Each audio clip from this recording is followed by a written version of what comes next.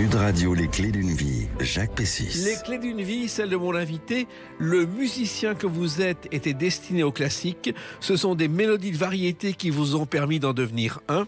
Votre trompette vous a conduit de Las Vegas aux églises de France au cours d'une carrière menée sans le moindre piston.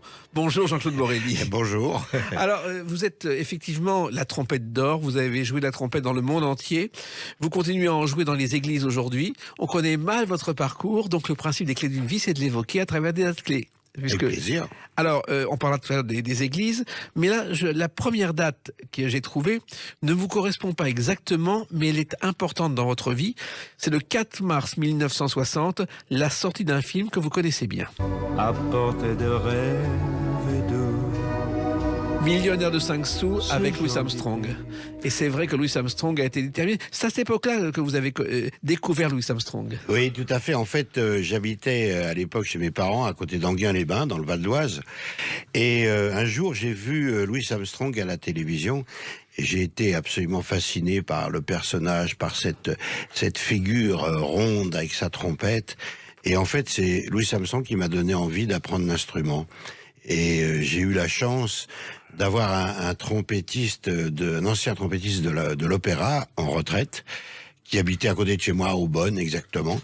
Et ma mère a été le voir, lui dit voilà, mon fils a été passionné par la trompette, il a vu Louis Armstrong à la télé, est-ce que vous voudriez lui donner quelques cours? Je pense qu'elle y croyait pas beaucoup. Mais en fait, alors j'ai commencé comme ça avec ce merveilleux professeur qui était un vieux monsieur en retraite, plein de passion, plein d'amour pour la trompette, pour la musique. Et j'ai commencé comme ça. Oui, en découvrant un instrument qui est pas si facile à jouer, je crois que Louis Armstrong avait des problèmes de lèvres justement, parce que c'est un problème que vivent tous les trompettistes professionnels, Georges. Bien sûr, problème. Mais il n'y a pas que les lèvres du reste, parce que bon, c'est très sensible, bien sûr. Et quand on joue beaucoup, il y a une espèce de brûlure, hein, bien sûr, qui peut se manifester. Mais il y a aussi des problèmes de mâchoire, de muscles dans les joues. Enfin, c'est très complexe, hein, très physique. Au début, vous ne l'aviez peut-être pas mesuré quand vous avez pris vos premiers cours, Jean-Claude Borelli. Ah bah non, quand on démarre, vous savez, c'est très difficile que le début à la trompette, surtout pour les voisins, parce que c'est délicat, parce que le principe de la trompette, c'est que c'est le musicien qui forme la note. À la différence, par exemple, d'un piano, vous appuyez sur une touche, la note est faite déjà. Que là, c'est vraiment la bouche et l'embouchure qui forment la note. Alors, si votre mère, Jean-Claude Borelli, a accepté que vous fassiez de la trompette, c'est parce qu'elle avait elle-même une fibre artistique. Elle a chanté. Oui, elle a chanté, elle adorait chanter, surtout quand elle était jeune. Alors, elle avait, bien sûr, elle n'en a pas fait son métier, mais c'était vraiment une passion. Elle était vraiment artiste, et la chanson, la musique, et la danse, puisque ma sœur a fait une carrière de danseuse, classique d'abord, et puis après de variété, dans les émissions de télévision, etc., à l'Alcazar, enfin bref. Oui, elle a été danseuse à l'Alcazar de Paris. Tout à fait. Qui était à l'époque le grand music hall où on sortait tous les soirs. Il y avait une revue de Jean-Marie Rivière. Et c'est étonnant parce qu'au départ, il avait poussé la porte d'une imprimerie en faillite et il avait acheté le lieu et l'Alcazar est né là. Et vous l'aviez vu sur scène Ah, bien sûr, bien sûr. Qu'est-ce qu'elle faisait? J'étais très jeune, je devais avoir 12, 15 ans. J'allais la voir et j'étais fasciné parce qu'il y avait un orchestre, bien sûr, et il y avait toute la revue de Jean-Marie Rivière, et j'allais au premier étage, là où il y avait un bar. Oui. Bon, alors elle me faisait rentrer là-haut, et je regardais ça, il y avait un orchestre et il y avait un trompettiste qui jouait super bien.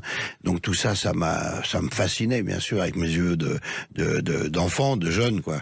C'est là où Thierry Leluron était là tous les soirs. Exactement. Daniel Guichard. Daniel Guichard qui débutait, donc personne ne voulait. Et une folie totale avec le premier étage où toutes les stars se côtoyaient tous les soirs. Oui, tout à fait. J'en garde un très bon souvenir. Alors, les premiers souvenirs de la trompette, justement, votre professeur Jean-Claude Borelli est touché par votre passion, mais aussi votre sincérité. Bah écoutez, oui, j'étais passionné, et donc j'essayais de faire bien, comme tous les élèves, bien sûr, mais je pense qu'il a décelé que en moi cette fibre un peu musicale, et donc il m'a vraiment poussé, et c'est lui qui a été vraiment déterminant pour ma carrière, quoi. Et vous envoyez au conservatoire. Oui, tout à fait. Et ça a été compliqué, le conservatoire? Bah, vous savez, comme tous les les jeunes qui sont au conservatoire. Bon, alors bien sûr, c'était dans le classique.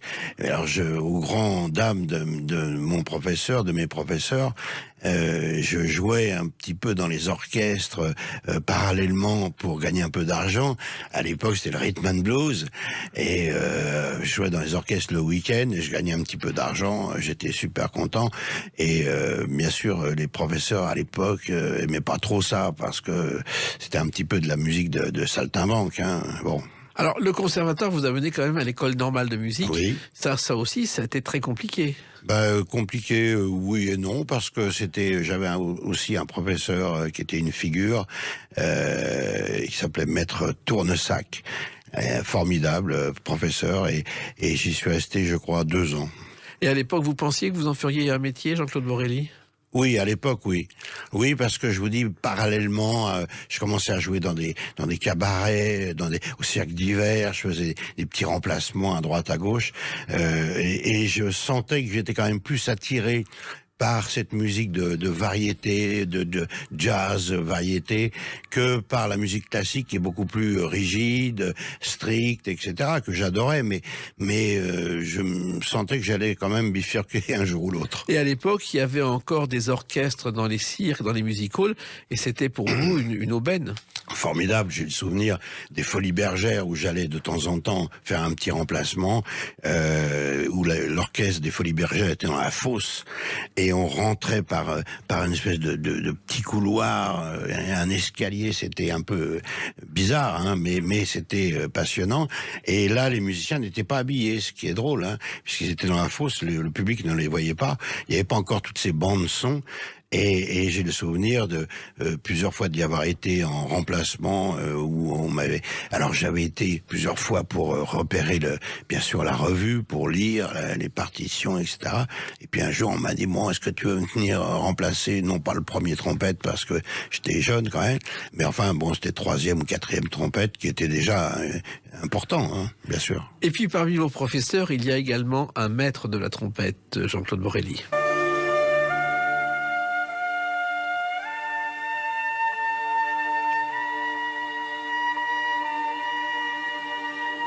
Maurice André, l'adagio pour trompette, et c'est vrai que c'est quelqu'un qui a beaucoup compté pour vous également. Ah, Maurice André, c'est notre maître à tous, hein. C'est notre, bien sûr, à l'époque, dans les années 70, 80, c'était Maurice André qui régnait sur le monde de la trompette classique, bien sûr. Et moi, j'ai été complètement fan, bien sûr. Et on a reçu au micro de Sud Radio dans les Clés d'une vie Ibrahim Malouf, qui a également été son élève. Bien sûr, je connais, c'est un très bon trompettiste, très bon musicien. Et votre premier concert, finalement, Jean-Claude Borelli, c'est à 14 ans, à la collégiale de Montmorency pour le mariage de votre sœur. Oui, alors c'est pas tout à fait mon premier concert, mais disons que c'est celui qui m'a un peu touché. C'est parce que, bien sûr, quand ma sœur s'est mariée, toute la famille m'a dit, alors tu vas venir jouer quand même au mariage. Alors, donc, je crois qu'on avait fait 2-3 morceaux avec un quatuor de cuivre ou un quintet de cuivre, je me rappelle plus très bien, mais bien sûr, ça a été le premier concert, on va dire, touchant, important, concert de chœur. Et en plus, on a le trac dans ces cas-là? Ah ben, on a toujours le trac. Parce que le moindre incident à la trompette, ça se sent. Ah, ça c'est terrible. Mais vous savez, on a le trac quand à 14 ans, mais on a le trac aussi à 70, hein, parce que effectivement, la trompette est un instrument délicat, surtout quand on joue des lignes mélodiques. Bon, en improvisation, par exemple, les jazzman, bon, c'est très difficile, bien sûr, mais c'est peut-être un peu moins contraignant parce que ils improvisent, donc par définition, ils peuvent un petit peu jongler avec ça. Quand on joue des mélodies ou dans le classique ou même dans la variété, c'est sûr que ça peut arriver de mettre une note à côté pour plein de raisons. Du reste, le trompettiste qui a jamais fait de canard, ça n'existe pas. Hein. Voilà, c'est comme un journal où il y a jamais de coquille, ça n'existe pas non plus. Alors, il se trouve aussi qu'à cette époque, donc, quand vous produisez au mariage de votre sœur, vous êtes à l'école au lycée Gustave Monod, qui est un lycée qui a été, je ne sais pas si vous le savez, Jean-Claude Borelli, un lycée expérimental où Gustave Monod, avec les méthodes d'enseignement, avait lancé les classes nouvelles de la Libération. Je ne savais pas, non. Voilà. Et c'est ce lycée où vous avez fait vos études jusqu'à la terminale très sérieusement. Oui, enfin sérieusement, c'était jusqu'à la première, je crois. Oui. Et puis, c'est-à-dire que plus j'avançais dans le temps, plus la musique prenait un peu une place importante et les études traditionnelles un peu moins. Et puis la fête à Paris. Il y avait à l'époque un train qui menait d'Enghien-les-Bains à Paris. Oui. Train célèbre d'ailleurs parce qu'un jour, une jeune femme, une jeune adolescente monte dans le train et fait connaissance d'un musicien qui écrit une partition à la Vertinguette. C'est comme ça que ce qu'elle est devenue, Jeanne Bourgeois, Miss Tinguette. C'est Voilà. dans le train de Enghien à Paris. Qui est enterré, je crois, au cimetière d'Enghien-les-Bains. Et c'est vrai que faire la fête à Paris, Enghien c'était loin pour l'époque. Bah, moi, j'ai pris ce train Enghien-Paris, Gare du Nord, je l'ai pris, des milliers de fois, hein, bien sûr. Et on n'avait pas l'impression de la distance, en fait, parce que je crois que c'était une 30 minutes, à peu près, de train. Il y avait une ou deux haltes. Mais bon, Enghien était quand même un peu un village à l'époque. Il y avait ce fameux lac qui était merveilleux, toute cette région du centre d'Enghien. Et j'ai eu beaucoup de chance d'habiter là-bas. Voilà. Et vous avez continué, mais alors de façon professionnelle. On en parle avec une autre date, le 28 décembre 1975. À tout de suite sur Sud Radio avec Jean-Claude Borelli. Sud Radio, les clés d'une vie, Jacques Pessis. Sud Radio, les clés d'une vie, mon invité Jean-Claude Borelli, trompette d'or, qui se produit dans les églises après une carrière internationale qu'on évoque au cours de ces clés d'une vie. On a vu vos débuts au conservatoire et puis une date importante, c'est le 28 décembre 1975, votre première télé, Jean-Claude Borelli, dans cette émission.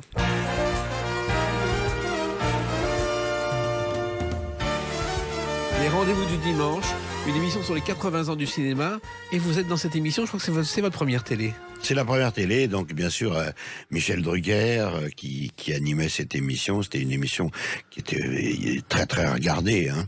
Et j'avoue que j'étais très anxieux, hein. Première émission de télé, c'est toujours marquant. Voilà. Et d'ailleurs, Drucker vous a dit quelques mots, vous répondez par quelques petits mots aussi, mais on sent votre tension. Oui, alors je ne sais pas, j'ai pas revu l'émission depuis, mais ce que je sais, ce dont je me rappelle, c'est qu'effectivement, j'avais un trac fou parce que une émission en plus avec Michel Drucker, qui est toujours bien sûr cette figure de la télévision, donc c'est très impressionnant, hein. Voilà. Et cette émission a changé votre vie parce que vous avez joué ce morceau.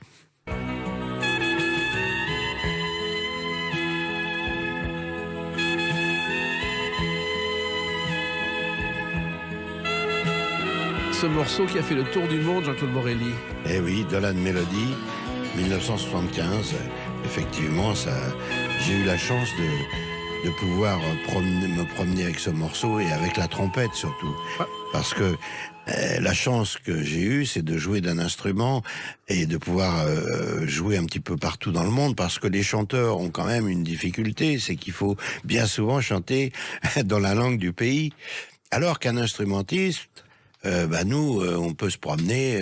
Moi, je me suis promené avec ma trompette un peu partout, en Amérique du Sud, au Japon, en Allemagne, et la musique est universelle. Donc, ça, c'est formidable. Et tout est parti, je crois, d'une rencontre avec Paul de Senneville. Tout à fait, Paul de Senneville, qui était compositeur et qui est producteur, compositeur.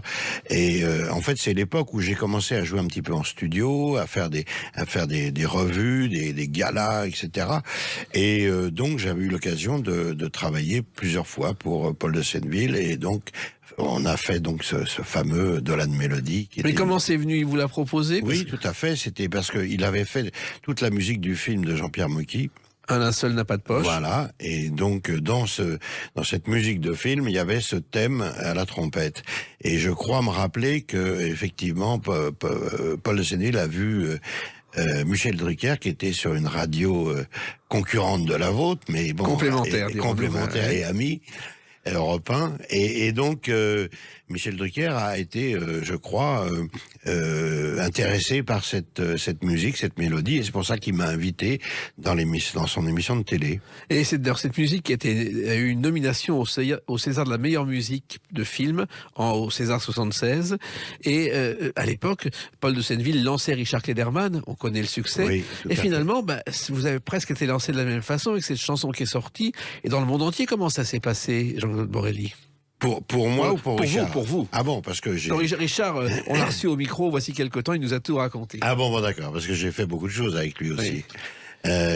Écoutez, moi, en fait, ce morceau de la mélodie a commencé à être diffusé un petit peu partout, notamment en Allemagne, et puis en Suisse, Belgique, dans les pays limitrophes. Et donc, on m'a demandé de venir faire des émissions. Et puis après, ça a été un peu plus loin, le Japon, l'Amérique du Sud, beaucoup l'Argentine, le Mexique. Et voilà, ça a fait un petit peu boule de neige et ça m'a permis de pouvoir me promener un petit peu partout avec la trompette. Ce que vous n'imaginiez pas au départ, parce que ça a été fait comme ça, un disque parmi d'autres. Ah ben oui, non mais j'imaginais pas que ça puisse prendre une dimension aussi forte. Pour moi, ça n'était pas dans l'objectif, si vous voulez. Et vous êtes en tête des hit parades à l'époque pendant 4 mois en France. Comment l'expliquez-vous, Jean-Claude Borelli? Je crois que, en fait, la trompette a toujours été populaire dans le bon sens du terme. C'est-à-dire qu'avant moi, il y a eu d'autres trompettistes à l'époque qui ont été très populaires. Ça a toujours été un instrument avec l'accordéon, la trompette. Ça, c'était des instruments que les gens aimaient bien. Et puis en plus, cette mélodie, je crois, a interpellé par rapport à ce qui était dans les hit parades de l'époque. C'était un peu différent. Et il y a eu peut-être un côté nostalgie, je pense. Et un succès à 22 ans, ça peut déstabiliser. Ah oui, ça c'est sûr. C'est sûr, 22 ans, quand tout d'un coup vous avez ce succès qui vous tombe dessus, avec bien sûr le public, et que c'est les voyages, etc., ça peut être un peu dangereux.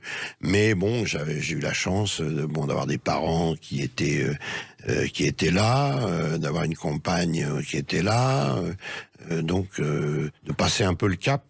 Et puis en plus, si vous voulez, la différence avec certains chanteurs, souvent on dit c'est un peu dangereux pour les chanteurs, mais moi j'ai quand même été baigné dans cet univers de musique, même à l'époque.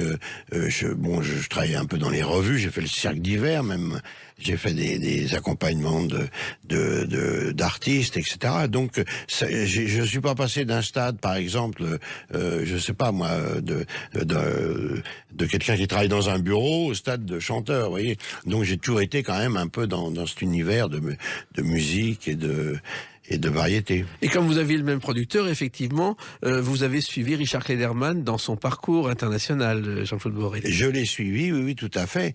Et alors, ce qui est très drôle, c'est que au départ, c'est lui qui m'a suivi, parce que dans certains pays, j'avais donc cette notoriété avec de la mélodie, et lui, quand il a démarré, tout de suite a été connu, bien sûr. Mais enfin, disons que on faisait Jean-Claude Borelli et Richard Klederman, et puis quelques années après, c'était Richard Klederman, bien sûr, et puis moi qui venais un petit peu avec lui.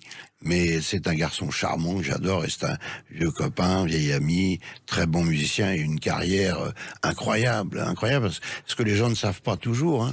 Parce que c'est une immense star dans certains pays, au Japon, en Amérique du Sud, en Allemagne. Et il nous l'a raconté dans Les Clés d'une vie, avec beaucoup de précision. Alors, après ce premier succès, il y en a eu un autre, l'année suivante, le Concerto de la mer.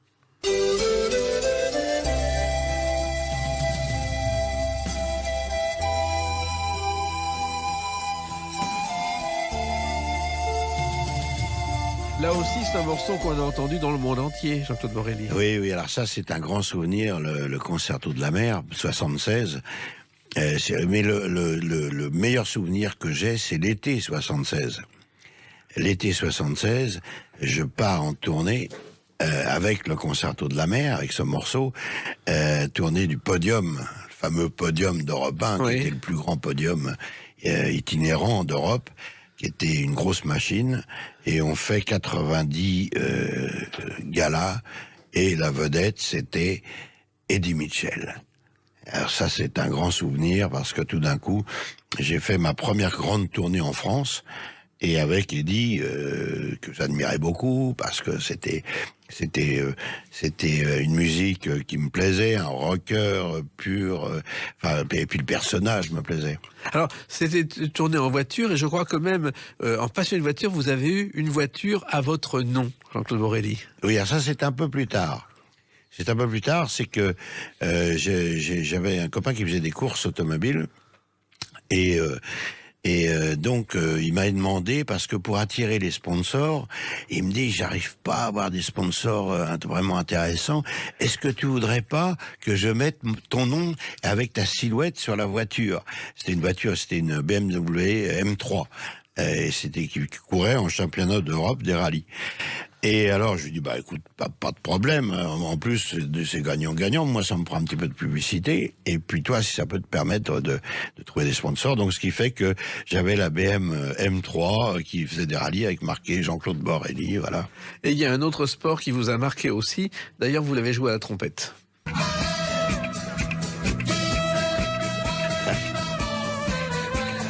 Allez les Verts. Ah bah oui. Né en 10 minutes dans une voiture, Monty était dans un embouteillage et il a composé cette chanson sans imaginer son destin. Et c'était du délire à l'époque, hein, parce que bien sûr dans les galas j'étais obligé c'était la grande époque des Verts de Saint-Étienne, et j'étais obligé de jouer ça et je l'ai enregistré. Et quand je commençais à jouer ça, c'était vraiment la folie au niveau du public. Hein. C'est vrai qu'on se rappelle peut-être pas cette espèce de folie qu'il y avait autour de cette équipe, hein, mais c'était extraordinaire. Et cette chanson faisait partie de votre répertoire habituel. Oui. Bah, vous savez, moi, le répertoire est très large, hein, notamment même dans le dernier CD que j'ai enregistré.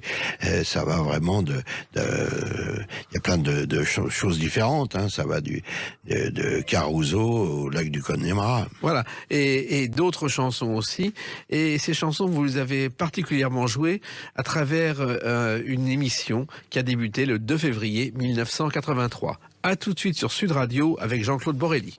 Sud Radio, les clés d'une vie, Jacques Pessis. Sud Radio, les clés d'une vie, mon invité Jean-Claude Borelli, trompette d'or. On a évoqué vos débuts, on a évoqué vos premiers succès internationaux avec votre trompette. Et il y a une date importante dans votre vie aussi, c'est le 2 février 1983, puisque pour la première fois, vous êtes aux commandes de l'orchestre de cette émission de télévision.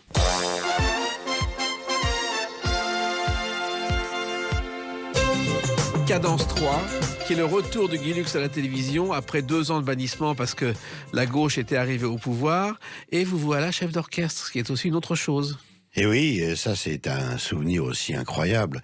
Guy Lux m'avait demandé de m'occuper de l'orchestre. Et donc me voilà chef d'orchestre dans l'émission Cadence 3, qui était une émission qui avait lieu tous les mercredis en direct, Oui. À 20h30, donc vraiment une émission importante et grande expérience pour moi, parce que d'inviter dans les émissions de variété, je deviens, on va dire, participant vraiment à l'émission avec l'orchestre. Un orchestre important en plus. Un orchestre important, je crois il y avait 17 ou 18 musiciens. Ouais. Alors ça veut dire un emploi du temps très chargé parce que les invités viennent chanter des chansons, faut les accompagner. Il n'y a pas de bande playback à l'époque, Jean-Claude Borelli. Non, très peu. Oui. Mais par contre, alors ce qui est pour l'anecdote, j'habitais à Saint-Gratien, à côté d'Anguin. J'avais une maison à Saint-Gratien à l'époque. Et Guy Lux avait sa maison aussi à Saint-Gratien. Et ce qui fait qu'en fait, on habitait à 150 mètres l'un de l'autre. Donc, quand il avait besoin de quelque chose, hop, petit coup de fil, viens me voir. Parce que, alors évidemment, j'étais à côté. Ce qui fait que je me retrouvais chez lui régulièrement, et il me disait, alors là, on va faire, mercredi, on fait un spécial Mike Brandt, par exemple. Alors travaille les morceaux, regarde ce qu'on peut jouer, machin, voilà. Et puis peut-être le lendemain, viens, faut que je te voie. Non, en fin de compte, on va faire un spécial Claude François.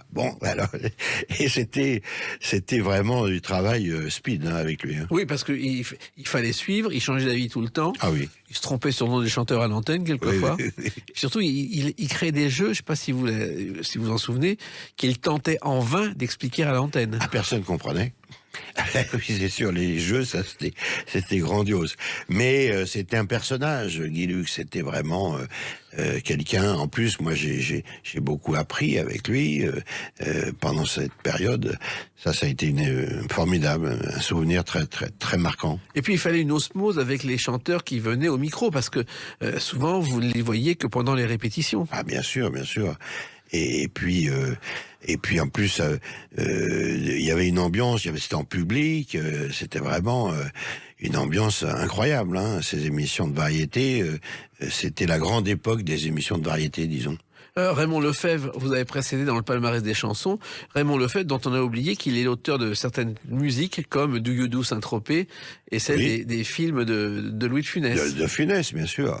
Alors, c'est-à-dire que Guy Lux, ça a changé votre vie parce que vous êtes devenu un personnage très public, encore plus public, Jean-Claude Borelli. Oui, ça a été une autre facette un peu de ma carrière et de mon travail.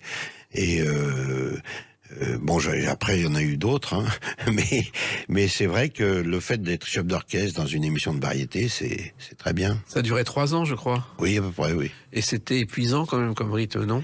Bien sûr, très stressant, parce que pour travailler avec lui, ça changeait tout le temps, il fallait toujours être dispo. Enfin, c'est comme ça. Comme ça. Et vous vous définissez à l'époque, non pas comme un musicien classique, mais un musicien populaire, et vous l'assumez complètement. Ah bah, j'ai toujours été un musicien populaire, dans le sens où effectivement je touche le grand public, mais comme les chanteurs, hein, je veux dire, les chanteurs populaires, c'est bien. Bon, alors après, évidemment, je suis très respectueux des musiciens classiques parce qu'il faut une rigueur incroyable, il faut un travail formidable. Nous, c'est différent. Les jazzman, c'est encore différent. Le jazz, c'est vraiment l'improvisation, c'est vraiment l'univers un petit peu surnaturel. Et dans la variété, c'est autre chose. Voilà, il faut choisir ses morceaux aussi. Oui, bien sûr. Il ne faut pas se tromper. Il faut prendre des morceaux qu'on a envie de jouer et qui peuvent toucher le cœur du public. Bien sûr. C'est comme un chanteur, en fait. Hein. Vous savez, un musicien de variété ou chanteur de variété, c'est très proche. Il faut choisir les bonnes musiques, les bonnes chansons, et puis faire des bonnes reprises aussi. C'est instinctif. Oui, enfin bon, il y a des gens qui travaillaient avec moi aussi, hein. C'est pas tout seul, je suis un arrangeur, etc. Mais disons que oui, il faut avoir l'instinct, peut-être, oui. Et vous avez eu l'instinct d'enregistrer, par exemple, cette mélodie.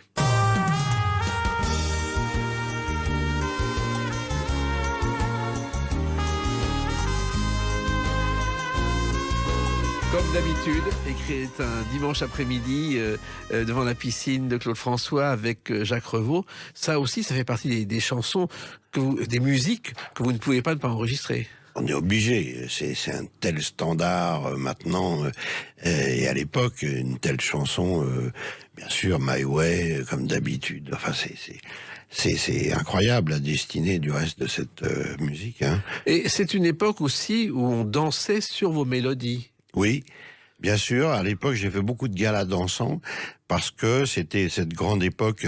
Entre 75 et on va dire 90, ou 95, j'ai fait énormément de galas dansants, de soirées dansantes, de dîners dansants. Enfin, les gens dansaient à cette époque-là, oui, sur les orchestres. Ça n'existe plus maintenant, mais c'est vrai qu'à l'époque, il y avait les orchestres et les gens allaient danser sur les orchestres. Alors, il y avait les soirées dansantes et d'autres événements, notamment un spectacle qui s'appelait Trompette de Feu, qui a été un événement, Jean-Claude Borelli. Ça, c'était formidable, parce que on avait trouvé comment dirais-je, un technicien qui fait les feux d'artifice, et on avait mélangé un spectacle laser avec du feu d'artifice, et il y avait une pyramide. Donc moi, je rentrais à l'intérieur de cette pyramide et je sortais tout en haut, tout d'un coup, et sur mes musiques, sur les musiques que je jouais, il y avait tout un spectacle pyrotechnique et laser. C'était une première en France ? Je ne sais pas. Parce que le laser n'était pas si courant en France. Oui, c'était pas très courant les lasers, parce que les spectacles laser, c'était pour des grands événements, mais disons qu'on avait fait toute une tournée avec ça, donc ça a démocratisé un peu peut-être le mélange laser feu d'artifice, je ne sais pas. Mais ça a été une mécanique de précision aussi. Mais c'était bien, hein. J'étais perché en haut de cette pyramide. C'était pas très stable, je me souviens, parce que c'était une pyramide qu'on démontait, qu'on montait chaque jour. Mais c'était vraiment un bon souvenir, trompette de feu. Oui. Ouais, et c'était l'époque aussi où il y avait des sons et lumières qui étaient écrits dans les châteaux par André Castelot et mis en lumière par Pierre Arnaud. Et c'était vraiment, ça faisait des triomphes partout. C'était du spectacle complet. Et puis vous avez quitté la France pour aller aux États-Unis. Et en souvenir de ça, vous avez joué ce morceau.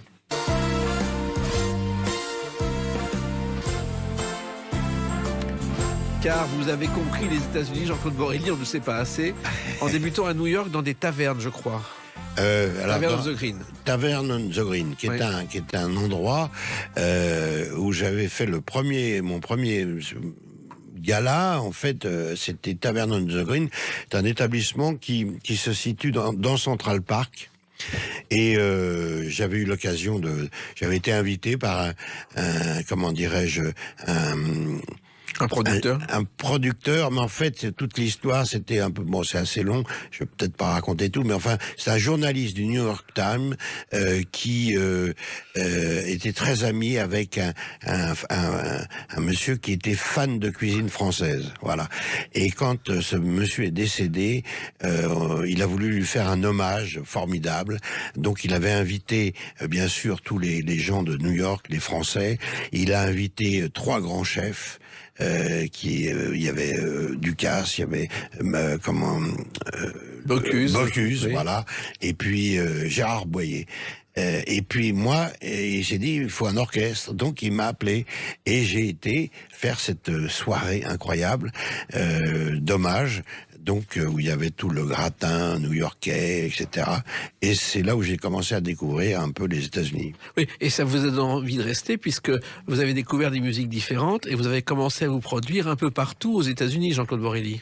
Oui, j'ai fait alors quelques dates dans des grandes villes, comme San Francisco, Los Angeles, etc., Miami, et puis j'ai découvert, c'est là où on va certainement en venir, j'ai découvert Las Vegas et je suis tombé, j'ai pris un petit coup de Las Vegas sur la tête et j'ai découvert cette ville absolument incroyable. Et première fois où j'y étais, je suis resté 3 jours. Et en rentrant en France, j'ai dit, il faut absolument que j'y retourne.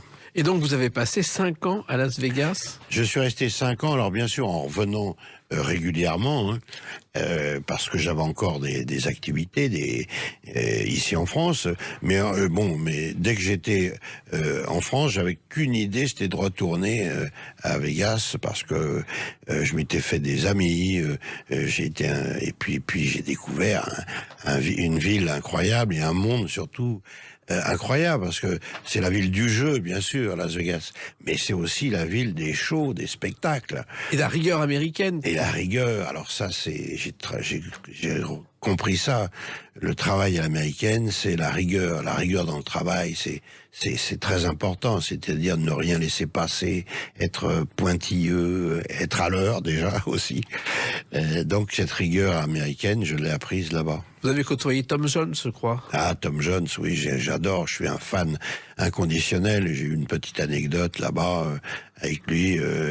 Il passait au MGM et moi j'étais au Balise, qui est l'hôtel Balise, qui est juste en face le César Palace et le Bellagio.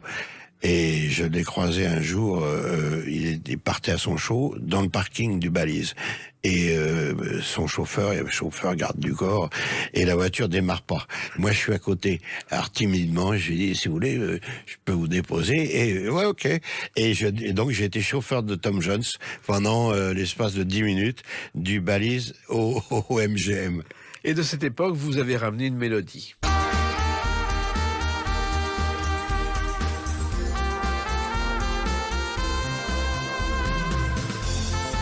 Las Vegas à Paris, ça c'est aussi votre parcours. C'est un peu alors c'est le retour, hein, parce que c'est de Las Vegas à Paris. Oui. Et effectivement, en 2000, je suis rentré en France, pour des raisons personnelles. Mon père était souffrant et puis décédé après. Donc je suis revenu et puis là tout le monde m'a dit bon, maintenant ça suffit. Las Vegas c'est bien gentil, mais il faudrait peut-être que tu reviennes et puis que tu te remettes au travail. Oui, et vous êtes remis au travail. Parce que je me suis remis au travail avec les émissions de comédie. Voilà, car vous avez été engagé par Dominique Farrugia pour son émission quotidienne, la grosse émission. Oui, alors ça c'était incroyable. Et on m'avait appelé pour... Dominique Farrugia voulait une fanfare dans l'orchestre. Pas un orchestre, mais une fanfare. Il m'a demandé si je voulais faire ça. Là, à l'époque, je rentrais de Las Vegas. Je me suis dit, ça peut être drôle. Et puis, en plus, j'ai rencontré une équipe incroyable parce que l'émission était tous les soirs à 19h, 1h en direct, au théâtre de Mours, dans le 17e, et en public. Donc tous les soirs. Et là, c'était bien sûr 1 heure de sketch, quoi. C'est style Canal+, bien sûr, parce qu'à l'époque il y avait Cadet Olivier, Jonathan Lambert, enfin toute la bande, Stéphane Guillon, Hanouna, et tout ça c'était. Et moi je faisais la fanfare. Et puis, bien sûr, après, j'ai fait quelques petits sketchs parce qu'ils se sont dit, tiens, j'étais un peu l'ancien quand même à l'époque. J'avais une 50aine d'années, même pas, oui. Alors qu'eux avaient 20, 25 ans. Ils ont dit, tiens, l'ancien, on va le mettre un peu dans les sketchs. Et puis, je me suis amusé. Ça a été incroyable. Ça a duré 2 ans. Voilà. Et aujourd'hui, vous avez totalement changé d'univers. On en parle avec une autre date, le 18 juin 2023. À tout de suite sur Sud Radio avec Jean-Claude Borelli. Sud Radio, les clés d'une vie, Jacques Pessis. Sud Radio, les clés d'une vie, mon invité Jean-Claude Borelli. On a découvert votre parcours de Paris à Las Vegas en passant par d'autres villes. Et puis, alors j'ai pris une date au hasard parce qu'elles sont nombreuses. Le 18 juin 2023, une date symbolique, parce que c'est un concert parmi beaucoup d'autres à l'église de Vendôme pour l'année des 15 ans de vos concerts dans l'église. Car ça, c'est une chose qu'on n'imagine pas. Pratiquement toutes les semaines, vous êtes en tournée dans les églises de France, Jean-Claude Borelli. Eh oui, alors ces églises que j'ai redécouvert il y a une quinzaine d'années, en fait, j'avais fait un concert à la cathédrale d'Orléans pour un concert caritatif. Et j'ai redécouvert à l'époque, parce que comme vous le soulignez, bon, j'avais été à Las Vegas, etc., j'étais dans la variété pure et dure, et j'ai redécouvert en fait le plaisir de jouer dans une église, dans une cathédrale. J'ai redécouvert le son magique que la trompette peut avoir dans une église. C'est un instrument roi. La trompette, c'est vraiment l'instrument roi dans une église. Et puis la proximité des gens, et puis là, il n'y a plus d'artifice. On est devant l'autel, les gens sont devant. C'est pas comme dans une salle où il y a une grosse machinerie de technique, d'éclairage, de sono, etc. Là, vraiment, il y a le public et puis vous. Voilà. Et ça, personne ne le faisait à l'époque. Moi, je me souviens avoir donné un jour un concert à Nice, un spectacle sur Piaf dans une église, à Nice, avec un curé étonnant d'ailleurs, parce qu'il vous offrait le pastis qu'il fabriquait à la fin du spectacle. C'était le travail en dehors de l'église. Et c'est vrai que jouer dans les églises, c'est pas si courant que ça, Jean-Claude Borelli. Non, alors bien sûr, les musiciens classiques ont beaucoup joué, notamment Maurice André. Et Jean-Christian Michel aussi. Jean-Christian Michel. Alors, mais disons que moi j'ai redécouvert ce plaisir de jouer dans les églises il y a une quinzaine d'années. J'ai adapté un répertoire qui n'est pas du tout un répertoire classique. Alors bien sûr, je joue l'Adagio d'Albinoni et puis l'Ave Maria, mais il y a surtout des musiques de films, il y a du gospel, de morceaux de Piaf. Et ce mélange de musique grand public, c'est ce qui fait un peu le charme de ces concerts. Alors le spectacle débute, je crois, par un texte poétique qu'on entend. Oui, tout à fait, qui est une espèce d'introduction. Et puis j'arrive après... par le fond de la salle. Alors, par le fond de la salle, quand il fait beau, oui. Parce que le problème des églises, c'est que souvent la sacristie, pour arriver vers le fond de la salle, il faut sortir dehors. Alors quand il fait pas beau, je peux pas le faire. Mais sinon, oui, effectivement, pendant de nombreuses années, je l'ai fait. J'arrivais du fond de la salle et je remontais toute l'allée en jouant, comme ça, pratiquement a cappella. En jouant l'hymne à l'amour.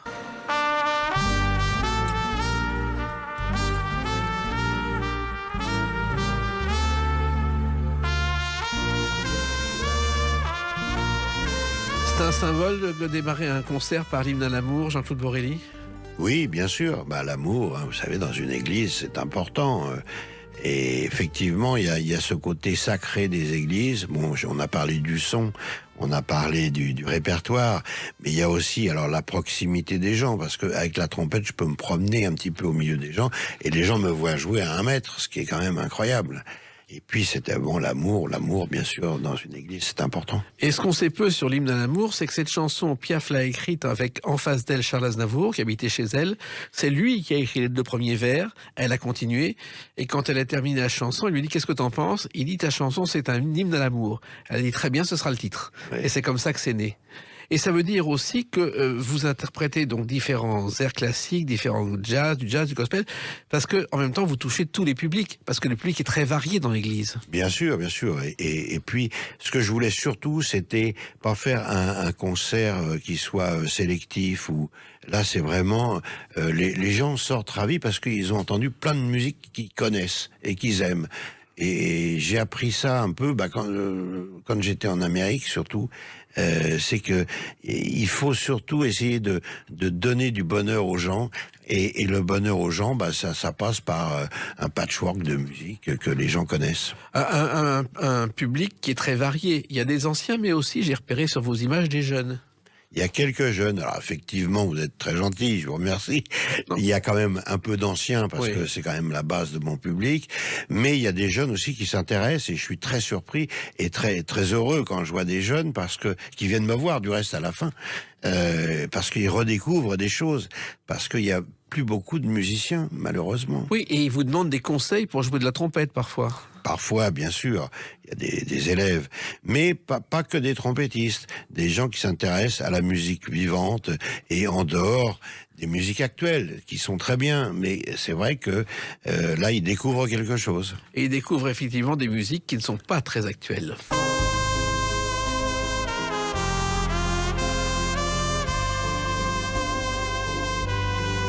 Et qu'on passe de l'hymne à l'amour à l'Ave Maria de Gounod. Oui, mais c'est ce qui fait un peu le charme de ces concerts, c'est que je joue vraiment des musiques différentes que les gens connaissent et je m'arrête pas à un style, ou à un style de musique, quoi. Alors, Gounod a écrit cet Ave Maria parce qu'en fait, il a eu un prix de Rome, il a fréquenté la chapelle Sixtine pendant des années et il a été organiste et maître de chapelle à son retour à Paris et il avait le droit de porter l'habit ecclésiastique sans s'engager dans les ordres. L'Ave Maria est né de ça. Ça, c'est formidable. Et puis, il y a aussi quelqu'un d'autre à qui vous rendez hommage, et c'est pour vous montrer la variété de votre répertoire, c'est Pierre Bachelet.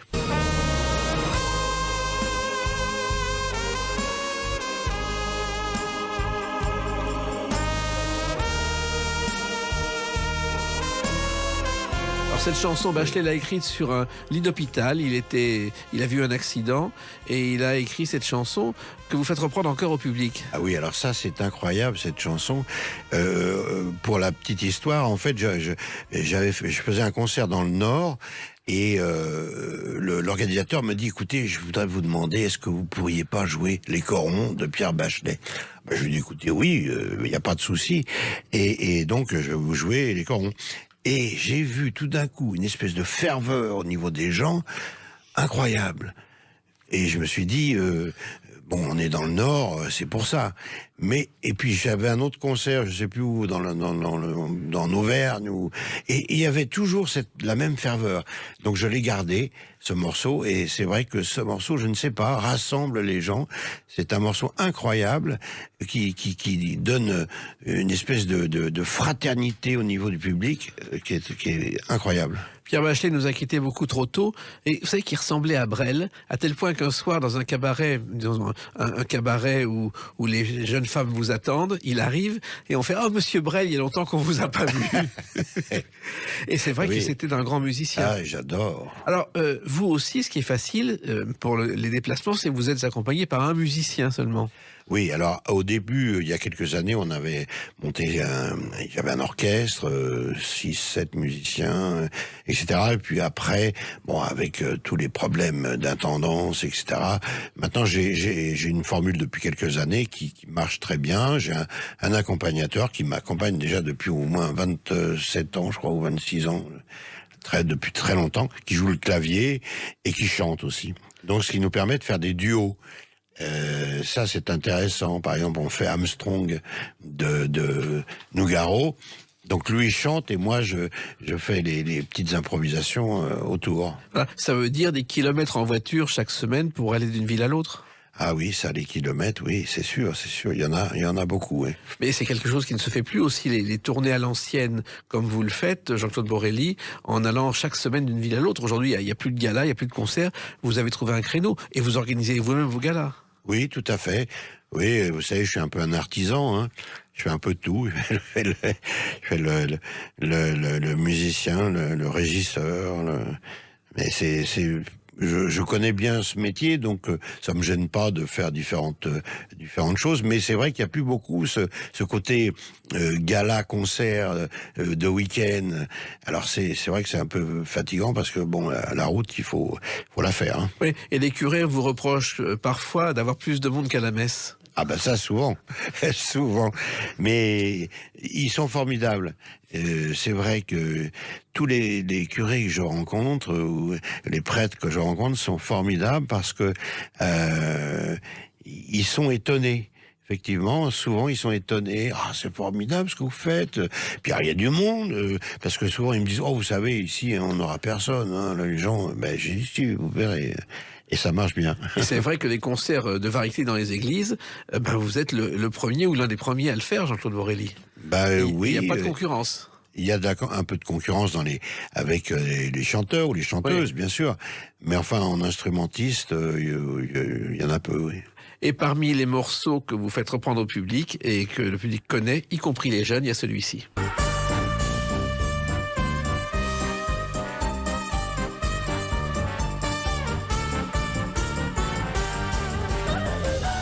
Car Bella Ciao, on a oublié, c'est un succès d'aujourd'hui, mais on a oublié que c'est Montand qui l'a chanté à ses débuts parce que c'était une chanson qu'il entendait dans son enfance. Bien sûr, et puis après qui a été repris par les Italiens, etc. pour la résistance. Mais c'est un morceau très intéressant. Hein. Et alors vous savez que on n'est pas sûr du compositeur. Oui, c'est assez bizarre.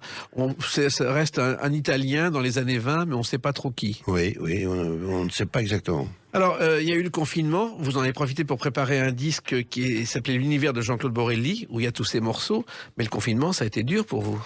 Ah bah tout s'est arrêté, mais pas pour tout le monde, hein. Malheureusement. C'est vrai que ça a été redoutable, parce qu'on a arrêté tous les concerts, les tournées, les disques.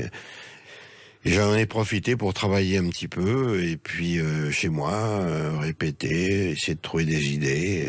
Mais ça a été une épreuve. Ouais. Et Bella Ciao est sur cet album, l'univers de Jean-Claude Borelli, qui fait partie de votre artisanat. Oui, tout à fait. Et vous faites aussi, ce que peu de gens font, des dédicaces qui n'en finissent pas à la sortie des églises. Oui, parce que l'église permet ça, c'est-à-dire que, vous savez, dans une église, il y a la sacristie, et donc vous êtes un peu cerné. Et les gens adorent, pendant 2 heures, ils ont été avec vous, près de vous, au contact, et donc souvent, ils veulent vraiment des dédicaces de CD, de photos, de programmes, etc. Ça prend des heures. Il y a aussi des t-shirts Jean-Claude Borelli. Oui, après ça, il y en a eu. Mais j'ai arrêté, il y en a eu, oui. Vous avez quand même à votre répertoire 3000 concerts, 15 millions de disques vendus, 22 disques d'or. Oui, ça fait, vous savez, depuis 75, hein, je vais pas vous dire combien d'années ça fait, mais on a fait beaucoup de choses, oui. Oui, mais 22 disques d'or ou 15 millions de disques, c'est pas donné à tout le monde. Alors 22 disques d'or, c'est vrai, parce que à l'époque, comme on en parlait tout à l'heure, il y a eu beaucoup de pays qui ont diffusé les disques, donc ça effectivement, ça fait beaucoup de disques d'or. Oui, et vous terminez ce concert par un morceau qui résume justement votre parcours.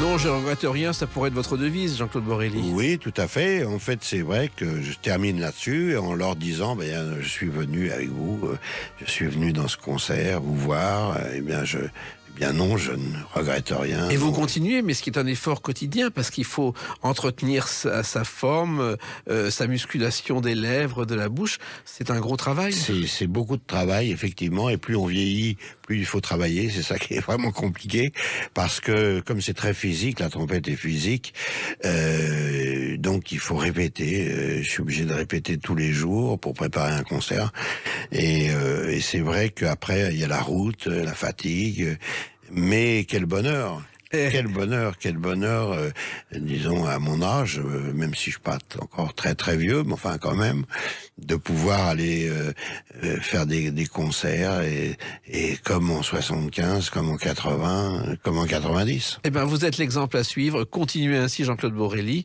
Et puis, lorsqu'il y a dans la région une église qui propose Jean-Claude Borelli, je recommande à celles et ceux qui nous écoutent de venir vous applaudir. Merci beaucoup. Merci, les clés d'une vie, c'est terminé pour aujourd'hui. On se retrouve bientôt. Restez fidèles à l'écoute de Sud Radio.